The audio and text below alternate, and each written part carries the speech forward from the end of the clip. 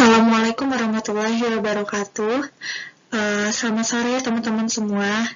Dan yang saya hormati, Ibu Insinyur Annisa Indah Pratiwi STMT, selaku dosen pengampu mata kuliah Logistik dan Manajemen Rantai Pasok. Terima kasih saya ucapkan atas waktu dan kesempatan untuk saya bisa mempresentasikan hasil review jurnal atau studi literatur yang saya lakukan sebagai memenuhi salah satu tugas logistik dan rantai pasok. Sebelumnya, perkenalkan nama saya Feni Amelia Putri, berasal dari kelas TI 22D, dengan nomor NIM 22416226201125.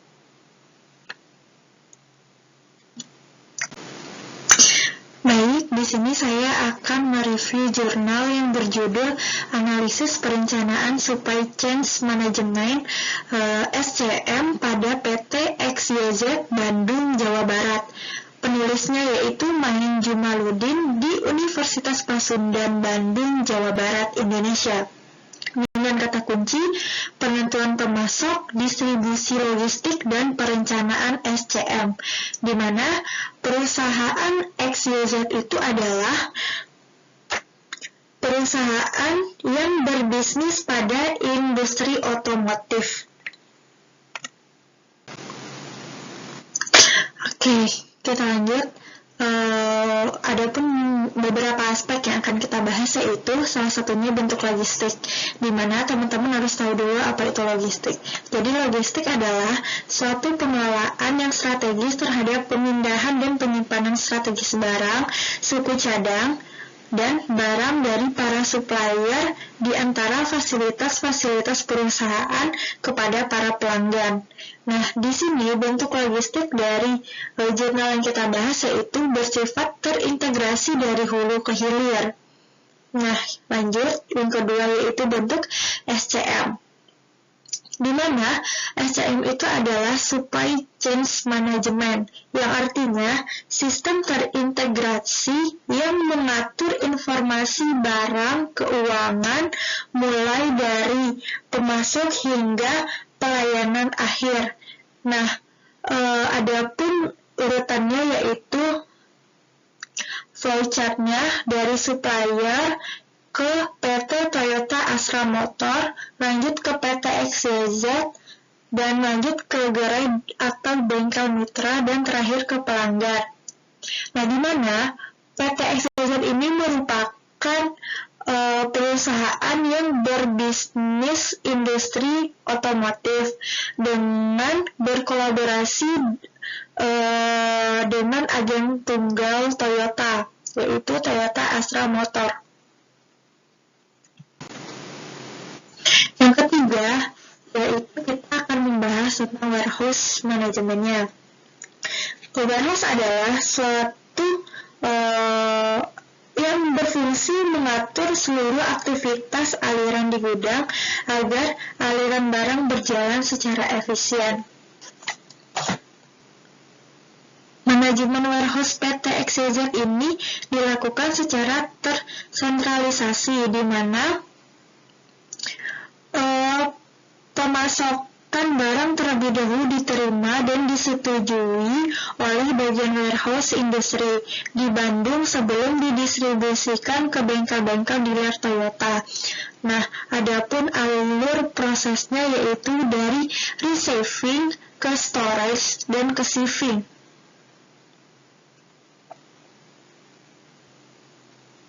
Warehouse juga berperan dalam pencatatan, penerimaan, dan pengeluaran pemakaian barang secara efektif dan efisien dengan pemantauan real-time untuk menjaga kelancaran aliran material.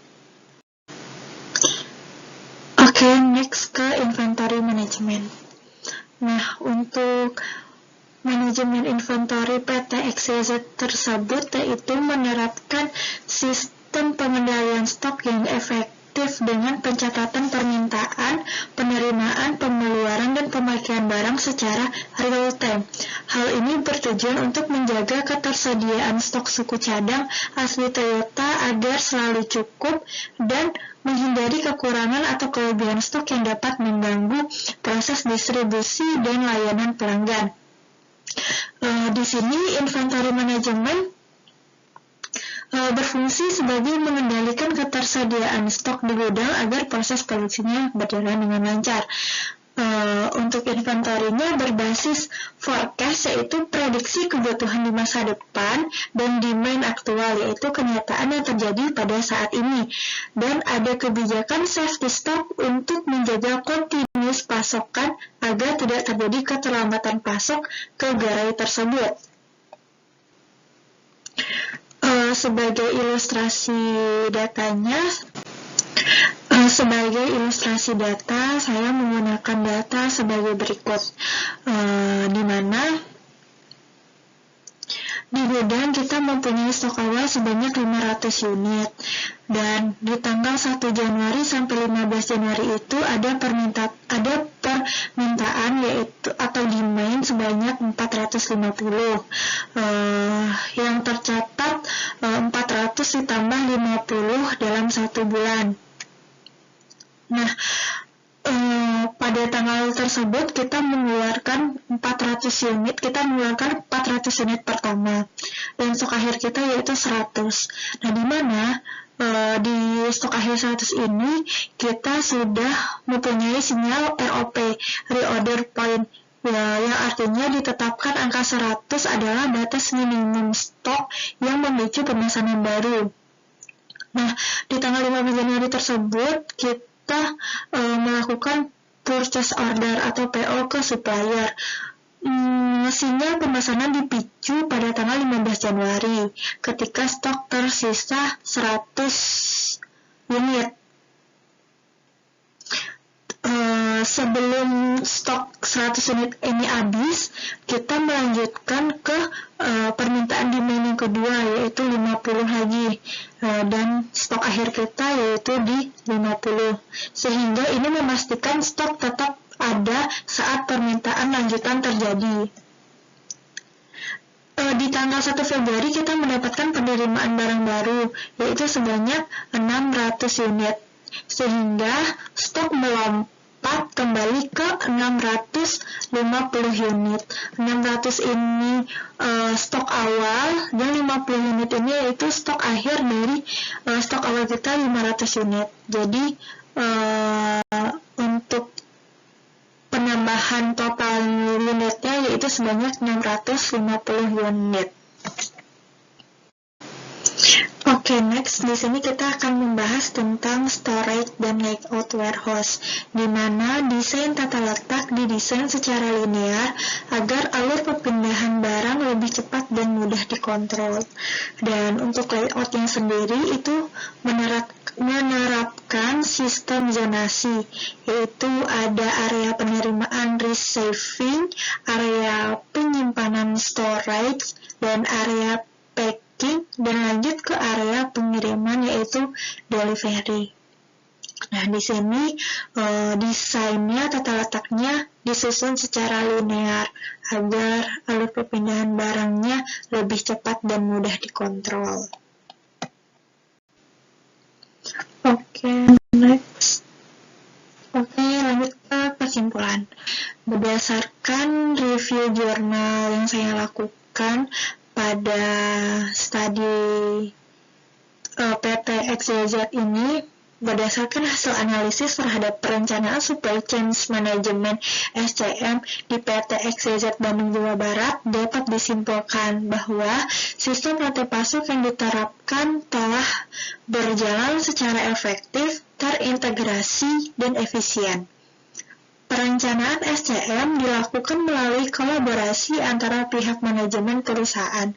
Pemasok utamanya yaitu PT Toyota Astra Motor, serta jaringan gerai dan bengkel mitra Toyota di wilayah Bandung. Adapun Fungsi gudang yaitu sebagai pusat penyimpanan terpusat atau centralized warehouse. Nah, untuk sistem distribusi logistiknya tersebut berjalan dengan baik karena didukung oleh manajemen persediaan yang efisien serta penerapan layout gudang yang sistematis, yaitu receiving, storage, and shipping. Sekian dari saya. Apabila ada kekurangan, saya mohon maaf. Assalamualaikum warahmatullahi wabarakatuh.